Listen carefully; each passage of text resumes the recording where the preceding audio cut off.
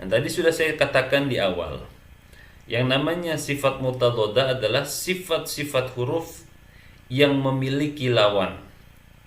Ya. Jadi maksudnya begini. Ketika kita sudah mengetahui jumlah huruf hijaiyah yang berjumlah kurang lebih 28, ya.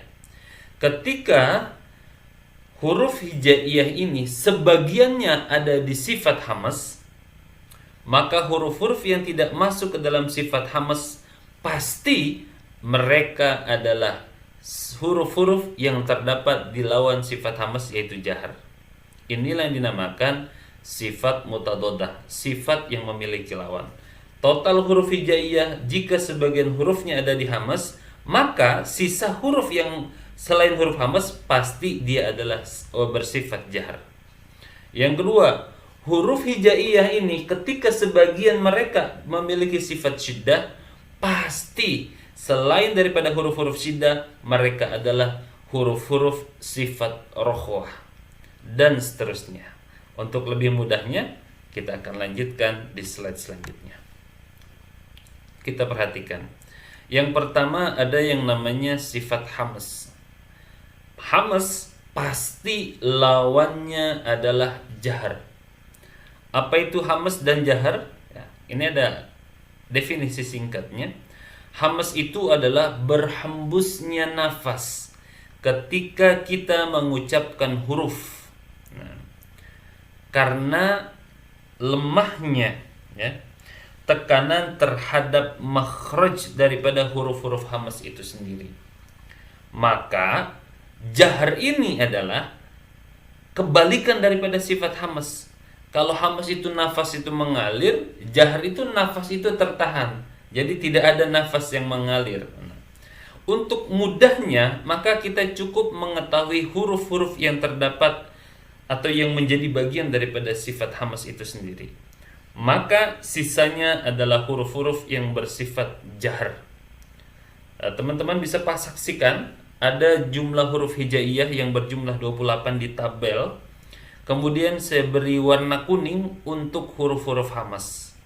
Maka selain daripada huruf hamas ini, maka dia adalah huruf jahar.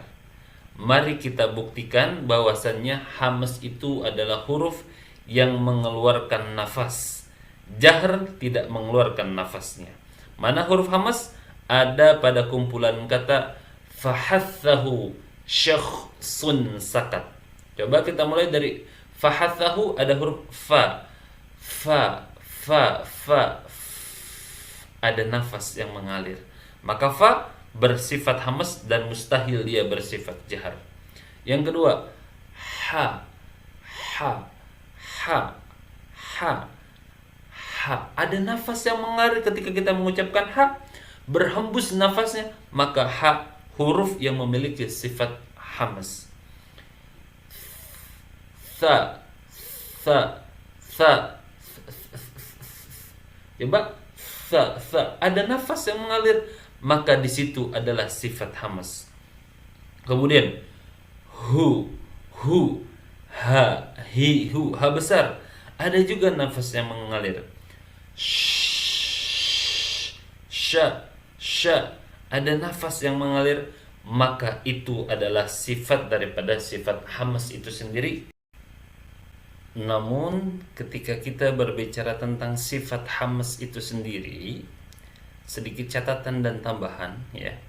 Ini ada keadaan khusus untuk dua huruf, yaitu huruf kaf dan huruf ta.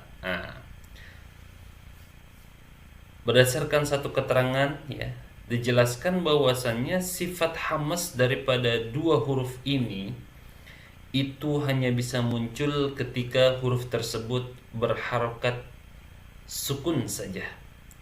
Jadi sifat hamas muncul pada semua keadaan, baik itu sukun, berharokat dhamma, fathah dan lain sebagainya, untuk semua huruf hamas kecuali huruf kaf dan huruf ta. Jadi sifat hamas kaf dan ta ini muncul ketika ia berharokat sukun.